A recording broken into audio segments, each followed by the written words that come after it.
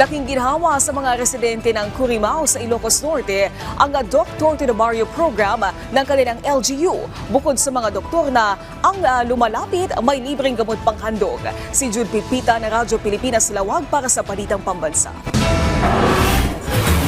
Malaking talagang tulong sa amin yung programa ng LGU RHU. Laking pasasalamat ni Nanay Belinda sa programang Doctor to the Barrio ng Department of Health sa Curimaao, Ilocos Norte. Bukod kasi sa malayo ang mga hospital sa barangay Anggapang Norte, masyado ring malaki ang kanyang pamasahe. Dahil sa naturang programa, regular na ang check-up niya, may libreng gamot pang kasama. Bukod sa libreng konsultasyon, patuloy rin ang libreng bakuna laban pneumonia at kontra trangkaso ng LGU Curimaao para sa mga senior citizen. Tiniyak naman ni Curimaao Doctor to the Barrio Adelio Fidelfio Abad na magpapatuloy ang mga serbisyong medikal sa mga residente nito. Alinsunod yan sa direktiba ni Pangulong Ferdinand Marcos Jr. na pangalagaan ang kalusugan ng mga Pilipino. Ipapangako ko na until matapos po yung DTTB program, hindi ko ipagpapatuloy ko yung in-start ko na goal, in-start ko na strategies